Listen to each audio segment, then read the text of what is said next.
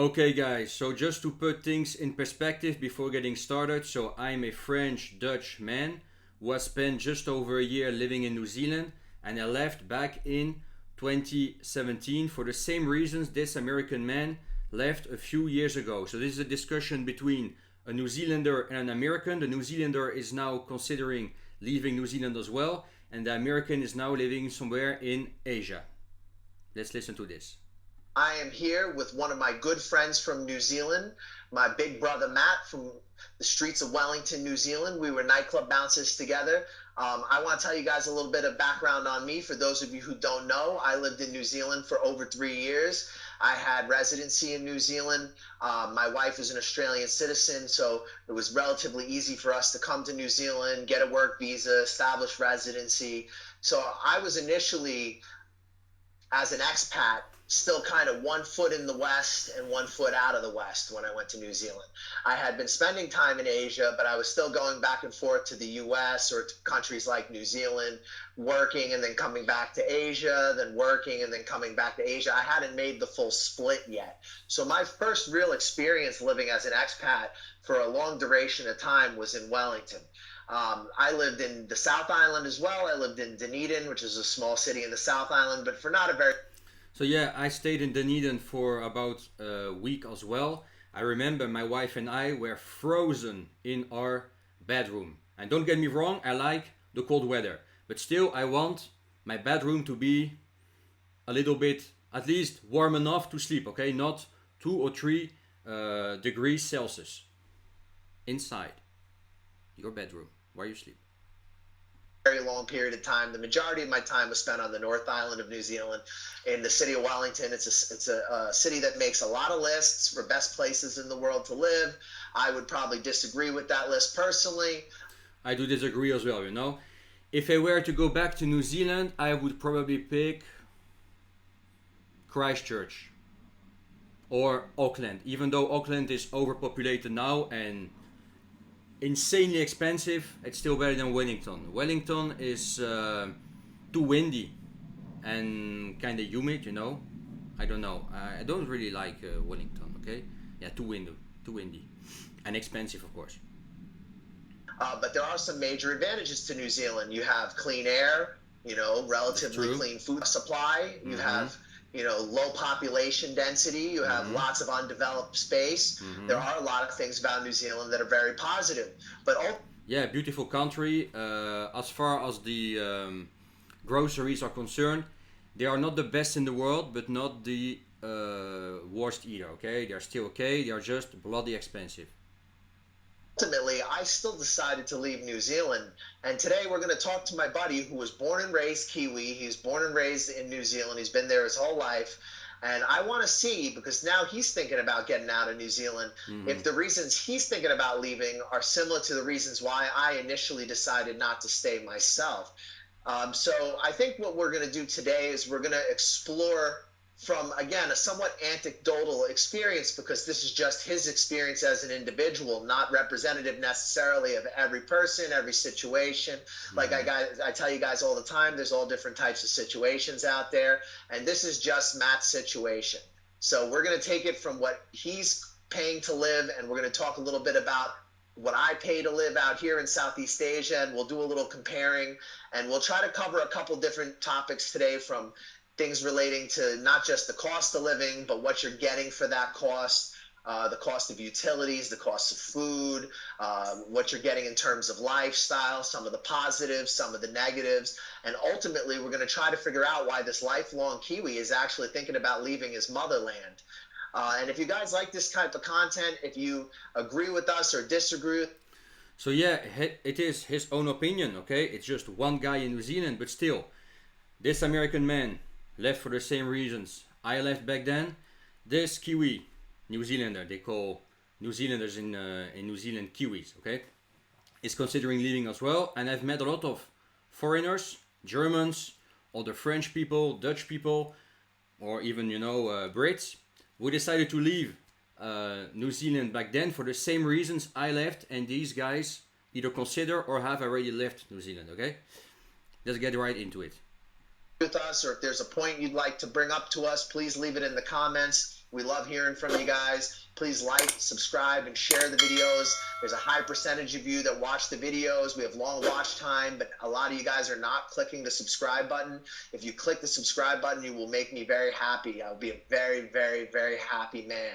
So let's start off. First, I'm going to say that most of the prices are going to be quoted in New Zealand dollars, just so you guys know. The currency that we're talking about in this video will primarily be New Zealand dollars. I may make some references to US dollars. We may compare somewhat because I'm in Southeast Asia, so my prices will be in US dollars, but we'll make sure to get that up on the screen so it's clear for you guys. First, I guess let's start talking about I've been gone for about 7 years. What have I missed? Oh, I remember you said 7 years, so that's 2017. The same year I left New Zealand.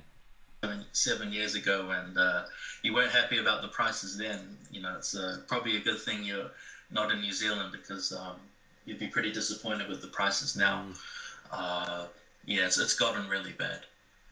So it's getting even worse, you know. I left 7 years ago because it was already too expensive for what you get, okay, for the poor quality you get. But it turns out it's getting even worse now. It's getting even worse. Yeah, it's gotten really bad in terms of just the cost of living, but also like crime and you know, some of the social issues that stem from that. So crime, you know, I thought, you know, New Zealand was such a crime-free country, you know, very safe country, and it was, okay, to tell you the truth. When I was living in New Zealand, it was a safe country, okay, compared to France, where I'm now, compared to other countries I've been to. It's still, in my opinion at least, a pretty safe country. Yeah, it's not good. Okay, so what would you be looking at, for example, like a one-bedroom apartment in Wellington in the city center, or one of the suburbs that are just adjacent to the city center? What would a one-bedroom apartment cost, just roughly? Again, we're talking about maybe like Mount Victoria, like somewhere near not Mount Victoria, like Mount Cook, or like Tiaro, or one of those inner suburbs of Wellington. Yeah, you're gonna struggle to find something for less than 400. You know, a place that's fully furnished. Yeah, it's gonna be tough to find something less than $400. I live in a single bedroom apartment. You know, I was paying $350. That's just gone up to $375.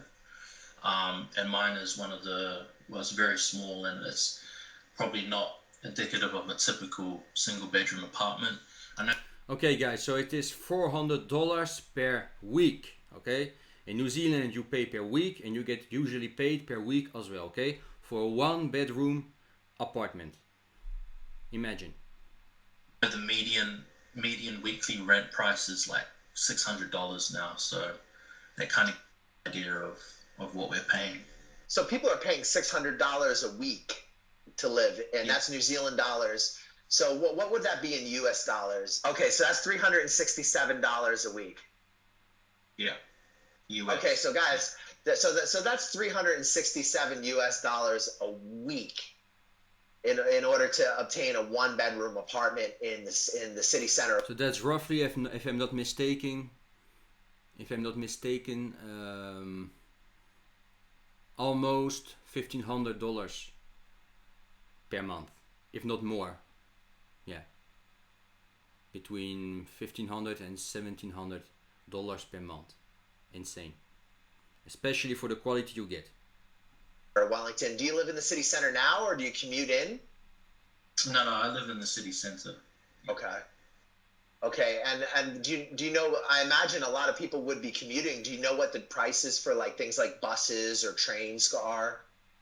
I haven't caught the train in a while, so I'd imagine it's a lot more expensive than it was. So from where I used to be living outside the city, which is about 45 minutes, one trip would cost $9.50. $9 New Zealand. Yeah, New Zealand dollars, which is kind of ridiculous. Yeah, I mean, you could get like cheaper monthly passes, but it's only a little bit cheaper overall, you know. And the train doesn't run 24 hours, right? It closes at a certain time. Yeah, trains are quite shitty in New Zealand, I can say. So that's, if you commute, as he is saying, you will spend about $11 per day commuting. So yeah, you'd rather drive a car then, okay? it will be cheaper and more convenient, I think. Yeah, it stops around midnight and then starts around 6 a.m. So really, you have to pay a high amount for the service, and the service isn't really even available 24 hours a day. Yeah. And as far as restaurants, what are you guys paying for like a sit-down meal for like a single person at like just like a mid-range restaurants, like something on Courtney Place or in Cuba Mall? So in Courtney Place, it's a little bit more expensive. You could be paying upwards of $30, $40 for a meal, but even the cheaper places aren't that cheap. Like you're really going to struggle to find something less than $20, $25 for just one meal. Is that even for like these Malaysian places, like where you have like the bowl of soup? Is something like that almost $20?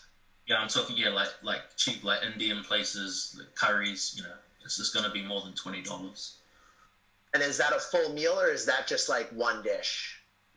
Yeah, that's just the one dish. That doesn't include sides and entrees and that. Mm. So yeah, my wife and I, we paid roughly in food courts about $15-$17 New Zealand per dish for one dish. Yeah.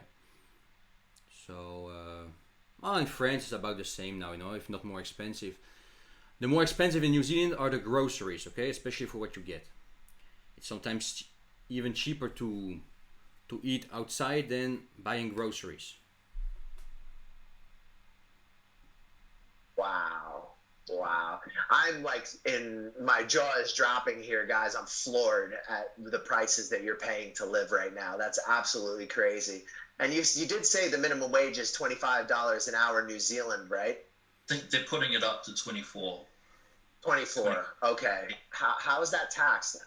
So I can only speak for myself. I know because I have a student loan. It's like 30%, almost 30%, which is really high. Yeah. That's terrible. Yeah.